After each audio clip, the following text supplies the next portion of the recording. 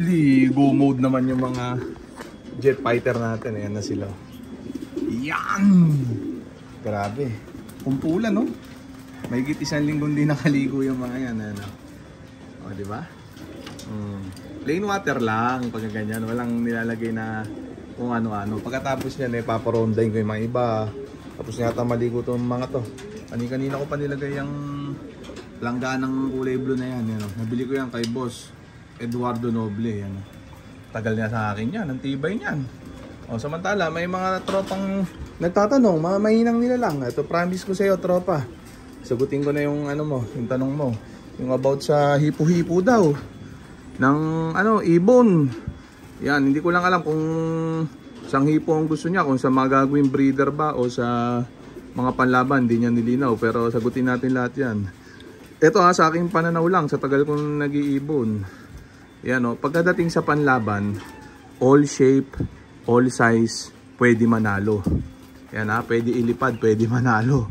Basta healthy ang ibon. Yan kahit sino dyan, kahit malaking ibon yan, maliit na ibon yan, kahit na nakataas ang buntot yan, nakababa ang buntot yan, kahit buka ang sipit yan, maluwag ang sipit yan, kahit ano, basta healthy ang ibon, pwedeng manalo. O, diba? Kasi pagka magsasaksak ka ng ng singsing, di ba? Hindi mo naman mapipili kung anong hipo ang lalabas eh. Iba-iba yan eh. Kahit na yung sinasabi nila na balansyado pa yung hipo nung parehas magulang, may nilalabas pa rin minsan na hindi balansyado na sinasabi nila. Yung balansyado naman na sinasabi nila na hipo, yun yung mga yung pag hinipo mo komportable sa kamay, ganyan-ganyan. Yung balansyado daw yung kuno yung katawan, ganyan-ganon, no? Okay din yung ganun. Para sa akin yung ganun, yung balansyado. Sa breeding, yan. Pero sa breeding, hindi rin. Paano pag yung ibon nanalo, di ba? Tapos hindi balansyado. Paano yun, di ba? Doon na masisira ulo ng ng breeder ng fancier nun. Pero yung ginagawa naman ng iba, kinokorek ko daw yung ganun. Pinaparis sa balansyado para daw medyo maging balansyado yung anak. Sabi, magulo eh. Kanya-kanya kasing paniniwala yan. Merong naniniwala sa hipo, merong hindi naniniwala. Ayan magugulo ang isip mo dyan. Yung iba naman dating naniniwala, ngayon hindi na naniniwala. Yung mga dating hindi naniniwala, ngayon naniniwala. Iba-iba talaga. Kanya-kanyang pananaw yan. Sarap na sarap yung mga jet fighter natin. Yan ang ko sa hipo-hipo na yan. Medyo komplikado yan, medyo magulo yan. Meron pa, dagdagan natin yung mga eye sign pa. Sabi, pagkaganto daw perla magaling, ganyan-ganyan. Ang dami na nanalo na na mga orange ang mata, ganyan-ganyan.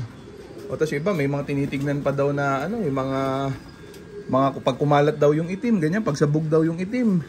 Ganyan-ganyan, magaling daw. Yung iba hindi sabog ang itim na nanalo, nagpo-produce.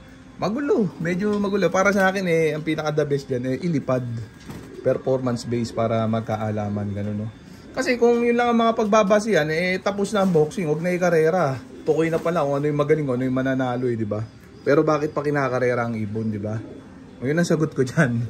Ako pumipili rin ng mga kursonadang ibon based sa hipo, yung mga tingin kong okay para sa akin to gagawin kong breeder, ganyan. Kumbaga kung tawag nga may mata sa ibon, ganyan-ganyan, kuno. Ganyan. Pero hindi pa rin ako sa ganun. Hindi pa rin ako pwedeng mag-relay sa ganun para manalo. Kailangan talaga ilipad. Yung talaga pinaka-the best dyan. Kahit na sabihin mo master hipo ka, ganyan-ganyan. Alam mo na matagal ka na nag-iibon. Kabisado mo lahat ng hipo-hipo na yan. Hindi pa rin, ilipad mo pa rin. Yun ang pinaka-the best dyan. Di ubra yung puro hipo-hipo lang, ganyan-ganyan, kuno. Diba? Walang tatalo sa performance ng lipad ng ibon. Yun, doon medyo matutukoy mo talaga yung magagaling sa gano'n. Halimbawa, nanalo siya yung ibon, first overall. O kaya kahit na hindi first overall, basta full clacking, nagato Tacloban. O pwede mong paramihin yung mga ganung blend, yung mga kapatid na para gawing breeder. Mas okay pa sa akin yung ganun. Kaysa yung puro hipo, hindi naman nililipad, iniipon yung mga ganung breeder, walang lipad, tapos saka i-breed, ganun. Paparamihin. Medyo alangan ako sa ganun. Kailangan talaga nililipad. Yan ang dahilan kaya hindi tayo humihinto maglipad. Ayan Yung talagang pinakabasihan dyan, tropa, ha?